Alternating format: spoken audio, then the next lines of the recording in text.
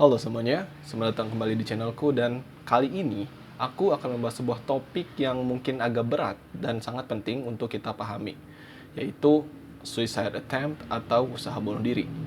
Mungkin ada di antara kalian yang bertanya, apakah masalah ini adalah suatu hal yang serius atau hanya sekedar cari perhatian? So, let's get started.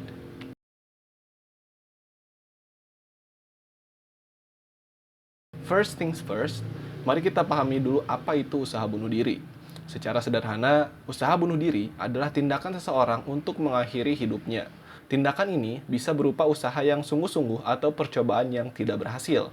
Usaha bunuh diri seringkali menjadi jalan keluar terakhir bagi mereka yang merasa tidak ada harapan atau jalan lain untuk mengatasi penderitaan mereka. And then, apa aja sih yang bisa menyebabkan seseorang untuk mengakhiri hidupnya? Pertama, ada banyak faktor, yaitu depresi, gangguan mental seperti bipolar atau skizofrenia, masalah keluarga, tekanan sosial, bullying, kehilangan orang yang dicintai, atau bahkan masalah ekonomi. Kombinasi dari faktor-faktor ini bisa membuat seseorang merasa terjebak dan putus asa.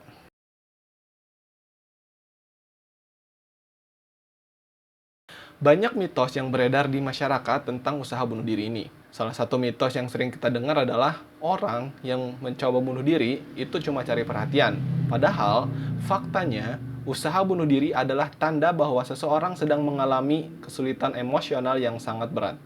Mereka butuh bantuan dan dukungan, bukan penghakiman.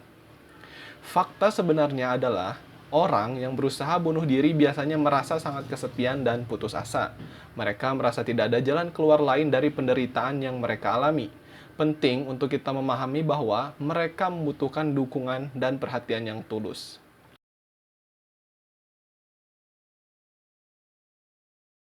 Sekarang mari kita masuk ke bagian yang sangat penting, tanda-tanda peringatan. Perubahan perilaku adalah salah satu tanda yang paling umum. Misalnya, seseorang yang biasanya ceria tiba-tiba menjadi pendiam dan menarik diri dari pergaulan. Atau mereka yang biasanya aktif di media sosial tapi tiba-tiba menghilang. Selain perubahan perilaku, perubahan emosi juga bisa menjadi tanda peringatan. Misalnya, mereka menjadi sangat mudah marah, cemas, atau sedih tanpa alasan yang jelas. Atau mereka menunjukkan tanda-tanda putus asa dan merasa tidak berharga. Tanda-tanda lainnya bisa berupa ucapan atau tindakan yang mengarah ke usaha bunuh diri. Misalnya, mereka sering bicara tentang kematian atau mengatakan bahwa hidup mereka tidak berarti. Tindakan seperti memberikan barang-barang berharga mereka atau membuat surat wasiat juga bisa menjadi tanda bahwa mereka sedang memikirkan bunuh diri.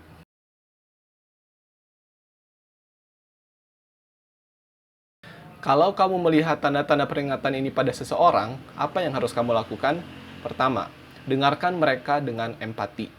Tunjukkan bahwa kamu itu peduli pada mereka. Jangan menghakimi atau ngejudge atau memberikan nasihat yang nggak diminta. Cukup dengarkan dan biarkan mereka tahu bahwa mereka itu nggak sendirian. Kedua, tawarkan bantuan. Ajak mereka untuk mencari bantuan profesional seperti ke psikolog, psikiater, atau konselor lainnya. Kamu juga bisa membantu mereka mencari informasi tentang layanan kesehatan mental yang tersedia. Yang penting, tunjukkan bahwa kalau kamu itu siap membantu mereka mendapatkan bantuan yang mereka butuhkan.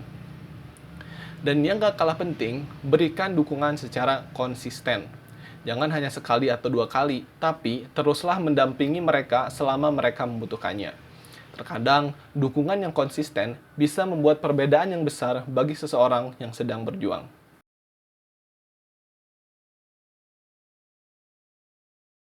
Dukungan dari keluarga dan teman sangat penting bagi mereka yang sedang berjuang dengan pikiran untuk bunuh diri. Kadang-kadang cukup dengan menunjukkan bahwa ada yang peduli dan siap mendengarkan, itu sudah bisa membantu mereka merasa lebih baik dan tidak sendirian. Selain dukungan dari orang yang terdekat, ada juga banyak komunitas dan layanan kesehatan mental yang siap membantu. Jangan ragu untuk mencari bantuan dari mereka. Ingat, meminta bantuan bukanlah tanda sebuah kelemahan, tapi tanda keberanian untuk menghadapi masalah.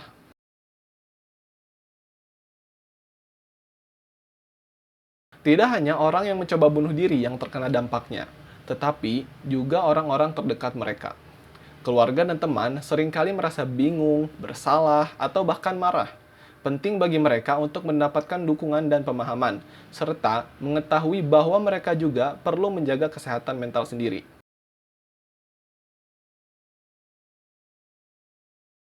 Mencegah usaha bunuh diri membutuhkan pendekatan yang komprehensif. Pendidikan tentang kesehatan mental, meningkatkan akses ke layanan kesehatan mental, dan menciptakan lingkungan yang mendukung bisa membantu.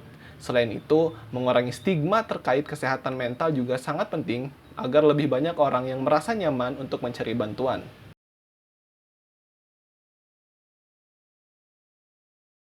Media memiliki peran besar dalam membentuk persepsi masyarakat tentang bunuh diri.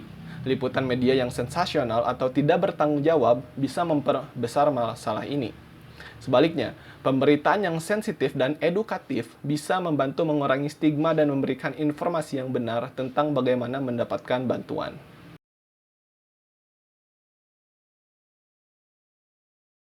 Banyak orang yang telah berhasil bangkit dari keinginan untuk bunuh diri dan sekarang menjalani hidup yang lebih baik.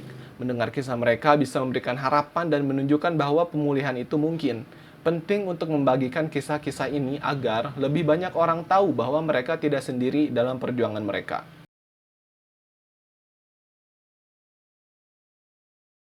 So, usaha bunuh diri bukanlah sekedar cari perhatian, tapi merupakan tanda bahwa seseorang butuh bantuan.